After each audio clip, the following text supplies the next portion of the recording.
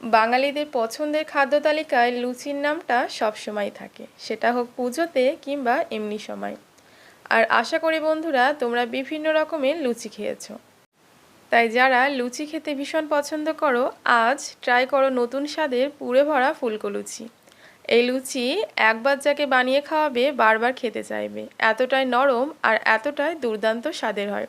তাই সম্পূর্ণ ভিডিওটা দেখবে, আশা করি তোমাদের খুবই ভালো লাগবে। তো চলো দেখে নিই।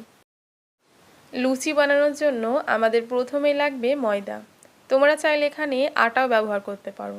আমি এখানে 250 গ্রাম ময়দা নিয়েছি। এবার এর মধ্যে দিয়ে দিচ্ছি স্বাদ মতো লবণ আর কয়েকটা দানা চিনি। এবার একসঙ্গে এই ময়দার সাথে চিনি আর লবণটাকে খুব ভালো করে মিশিয়ে দিতে হবে। ময়দার পরিমাণটা বুঝে চিনি এবং লবণটা ব্যবহার করবে। খুব ভালো করে মেশানো হয়ে গেলে দিয়ে দিচ্ছি 1 টেবিল স্পুন সাদা তেল। এখানে কিন্তু অবশ্যই সাদা তেলই ব্যবহার করতে হবে, কোনোভাবে যেন কেউ ভুল করে সরিষার তেল ব্যবহার করে ফেলবে না। এবার সাদা তেল দিয়ে ময়দার সাথে খুব ভালো করে মিশিয়ে নিতে হবে। এই কাজটা হাতে সময় নিয়ে প্রায় 1 মিনিট মতো মেশাতে হবে। এর ফলে লুচিগুলো তেলে দিলে ফুলকো হবে, পাশাপাশি খুবই নরম তৈরি হবে। আর ভালোভাবে ময়ান করা হয়েছে কিনা সেটা বুঝতে হাতের মধ্যে নিয়ে চেপে দেখতে হবে। যদি দেখো দলা বাঁধছে তাহলে বুঝবে খুব ভালো করে মেশানো হয়েছে। খুব ভালো করে ময়ান করে নেওয়ার পর উষ্ণ গরম জল দিয়ে এবার একটা ডো তৈরি করে নিতে হবে। আর ঠিক রুটি পরোটা তৈরির সময় আমরা যেভাবে ডোটা মেখে নিই, ডোটা ঠিক সেই রকম হবে। এই লুচিটা বানানোর সময় অবশ্যই হালকা গরম জল ব্যবহার করে মাখার চেষ্টা করবে। আর বন্ধুরা, আমি তোমাদেরকে যে ছোট ছোট টিপসগুলো দিচ্ছি এগুলো অবশ্যই ফলো করবে, তাহলে তোমাদের লুচিগুলো কিন্তু একদম পারফেক্ট তৈরি হবে। আমি এখানে খুব ভালো করে ডোটা তৈরি করে নিয়েছি। এবার এটা রেস্টে রেখে দেব মাত্র 10 মিনিট। এই 10 মিনিটের মধ্যে আমরা চলো লুচির ভিতরে পুরটা রেডি করে নিই। লুচির ভিতরের পুর তৈরি করার জন্য আমাদের প্রথমে লাগবে সাদা তেল। এখানে তোমরা চাইলে সরিষার তেলও ব্যবহার করতে পারো, কিন্তু সাদা তেলে পুরের স্বাদটা কিন্তু বেশি ভালো আসবে। এরপর আমি এখানে দিয়ে দিলাম কুচিয়ে রাখা 2টো পেঁয়াজ। পেঁয়াজটাকে ছোট ছোট করে কুচিয়ে নিয়ে হালকা 2 মিনিটের মতো ফ্রাই করে নিতে হবে।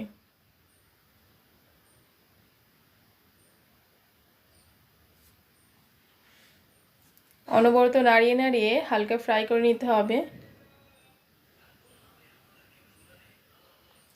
হালকা যখন পেঁয়াজটা ফ্রাই হয়ে যাবে ঠিক সে পর্যায়ে আমি দিয়ে দিলাম 1 চামচ আদা রসুন বাটা। আদা রসুন বাটাটাকেও পেঁয়াজের সঙ্গে খুব ভালো করে মিশিয়ে হালকা ভেজে নিতে হবে। এবার দিয়ে দিচ্ছি 1 বাটি কুচি কুচি করে কেটে নেওয়া মাংসের টুকরো। এখানে আমি চিকেনের টুকরো নিয়েছি।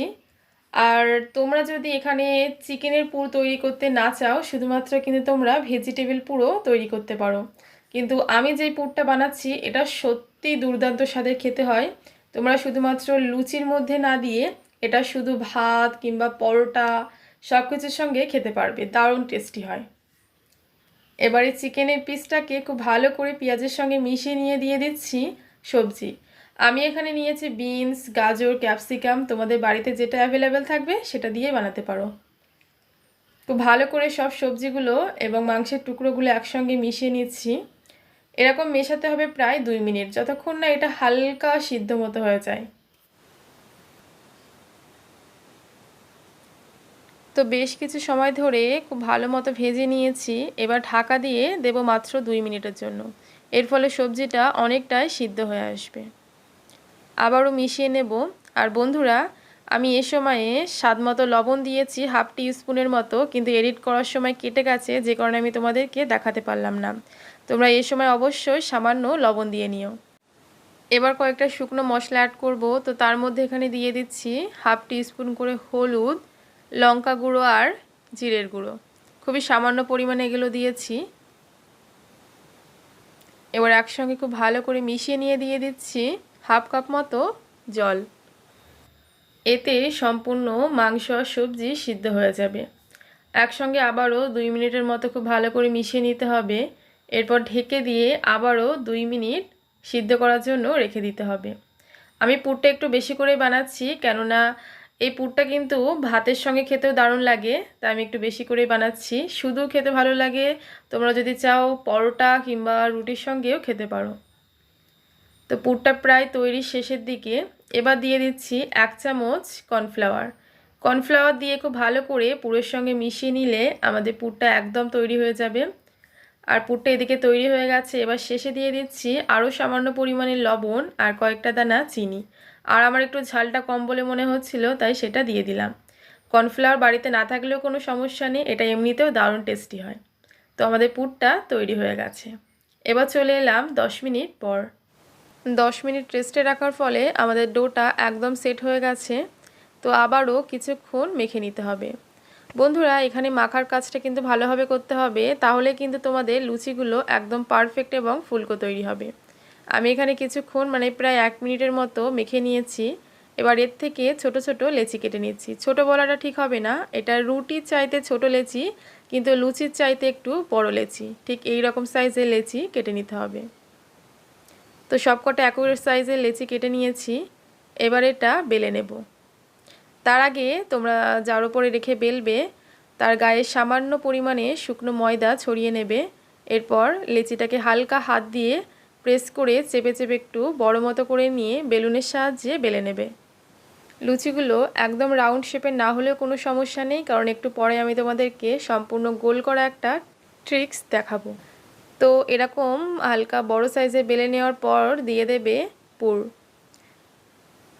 পুর দেওয়ার পর আমরা ঠিক শাড়ির কুচি যেভাবে করি কিংবা মোমো তৈরির সময় যেভাবে কুচি দিই, তোমরা স্ক্রিনে দেখে নিশ্চয়ই বুঝতে পেরে গেছো। একটু ভালো করে লক্ষ্য করলেই খুব সহজে বুঝতে পারবে। সেভাবে ঠিক এইভাবে মুখটা মুড়ে দিতে হবে।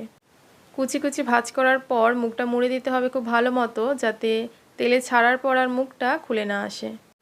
আর মুখটা মুড়ে দেওয়ার পর হাতের সাহায্যে চতুর্দিকে পুরটা ছড়িয়ে দিয়ে তারপর বেলে নিতে হবে। তো আমি এইরকম হালকা বড় সাইজে বেলে নিয়েছি। আর এবারে আমি দেখাবো তোমাদের একটা স্পেশাল ট্রিক্স। শুধুমাত্র বাড়িতে কোনো বড় সাইজে যদি কৌটো ঢাকনা থাকবে, অবশ্যই প্রত্যেকের বাড়িতেই থাকে, সেটা দিয়ে হালকা করে চেপে ঘুরিয়ে নিলে আমাদের রাউন্ড শেপের লুচি তৈরি হয়ে যাবে।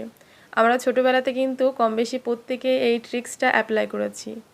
তো এটা দিয়ে আজকে আমি লুচির শেপ দিয়ে নেব। এর ফলে সবকটা লুচি একই সাইজের হবে। আর যাদের লুচি রাউন্ড শেপের হয় না, তাদের জন্য তো খুবই এফেক্টিভ একটা ট্রিক্স। এবার এটা তেলে ছেড়ে দেব। তো তার জন্য আমি আগে থেকে সাদা তেল গরম করে নিয়েছি। তেলে ছাড়ার আগে তেলটা খুব ভালো মতো গরম করে নিতে হবে। আর যদি সব কিছু একদম ঠিকঠাকভাবে করা হয়, তাহলে তেলে ছাড়ার সাথে সাথে প্রায় 30 সেকেন্ডের মধ্যে লুচিগুলো ফুলে উঠবে।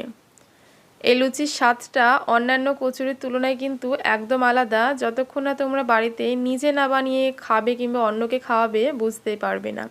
তাই ঝটপট বানিয়ে খেয়ে দেখো। আর এই রকম সহজ সহজ ভিডিও দেখার জন্য এই চ্যানেলটা অবশ্যই সাবস্ক্রাইব করে পাশের অল বাটনে ক্লিক করে রেখো, কারণ পরবর্তীতেও এরকম সহজ ভিডিও তোমাদের জন্য নিয়ে আসতে চলেছি। আর আজকের এই রেসিপির ভিডিওটা যদি তোমাদের ভালো লেগে থাকে সত্যি, তাহলে অবশ্যই একটা লাইক না দিয়ে যাবে না, একটা লাইক করে দেবে। আর যতটা সম্ভব ততটা শেয়ার করে দিও। তো দেখা হবে নেক্সট ভিডিওতে।